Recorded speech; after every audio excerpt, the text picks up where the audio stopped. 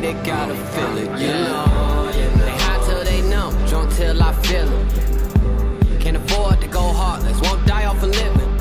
Ironically, she want more from me, but lost how to give it. Thanks for listening to my ideas. It's Ink, and this is Ink Things.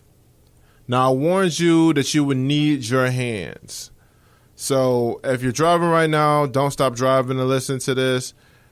Just visualize this. Now, I'm not certain who told me this and how long ago they told me this, and if they're the person who created it. I'm not even certain that they're the person who created it. More than likely, somebody else told them the same thing.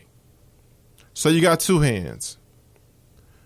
What I want you to do, if you can, is with the first hand, ball that hand up into a fist. Now, there's things that you should know about this fist. You got it balled up into a fist. It could be clenched tight. It could be loose. But the fact of the matter is, it's a fist. There's capabilities of a fist. You can punch somebody with the fist. You can give a nice fist bump, a pound, whatever, some type of greeting like that with a fist. But the thing about that fist is nothing can go inside of that fist and nothing can come out of that fist, which means that you got limited capabilities with this fist. It's very limited. Now, with your other hand, just leave it flat and hold it out. Palm to the sky, if you will. With this hand, it has so much flexibility. With this hand, you can give high fives.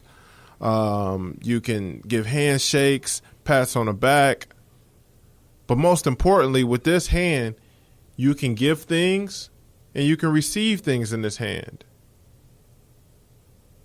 And I say all of that to say that, that is just a microcosm, if you will, and a fundamental thought process that when you can't give things away, you can't receive things. This is my favorite Rick Ross quote. The amount of people you bless is how you measure success. Yeah, Rick Ross said that. I know, right? So growing up as a kid, I could always remember Christmases and asking for all of this different stuff for Christmas and receiving, whatever my parents could afford. We had a lot of awesome Christmases, and I was so happy and so appreciative of all of the things that we got.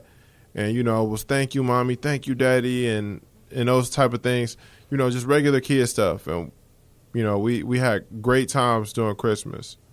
But then mid-January will come around and I would start to get bored with the stuff that I just got last month, and I would start to look forward to that euphoric memory, if you will, that was going to be made by some huge moment, birthday or maybe my brother's birthday or going to do something real fun. Fast forward 20 plus years later, I realize now that I have 3 children that they are not the ones getting the most joy out of Christmas and birthdays. It's us, the parents and the grandparents and the aunts and uncles and all of the different people that help make these moments for them. You don't have to wait till Christmas or my birthday to be my pen pal. Just follow me on Twitter, Instagram, SoundCloud, Spreaker, at Ink216. On Facebook and Patreon, I'm Ink. And YouTube channel, Ink is 216. Finally, I'm on Bandcamp, ink.216.music, I believe it is. And giving is not always about money. There are unlimited ways to give. I personally participate in random acts of kindness. I'm a proud organ donor. I've also donated my body to research for a kidney disease I have called FSGS for short. I've also found myself receiving acts of kindness out of nowhere at really critical times in my life. I'll never forget one time my brothers were living with me and we had to go to the grocery store. We needed groceries for that evening and, I think a few days in advance. So we had a tight budget. We thought we had enough money and it turned out we were over budget. I'm not even sure about how much. Maybe it was like $10 or something, but whatever it was. we got to the register and it was a little, it could have been something that was really embarrassing if we would have let it be embarrassing to us. But the lady right behind us said, give them whatever you got. She noticed that what was going on. She's like, give me whatever you got and I'll take care of the rest. And I never forget it. I'll never forget it. So it could be a small thing. It could be a big thing. But don't think about the world as being such a damaged place if you're not taking responsibility to make it a better place. Because in a world where so many things can go wrong and people can be divided for beliefs, lifestyles, and skin color, helping out other people is as close to a perfect world as we may ever need to get to.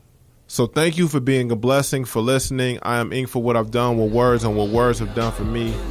Make sure you tune in next time where we're going to talk about the C word.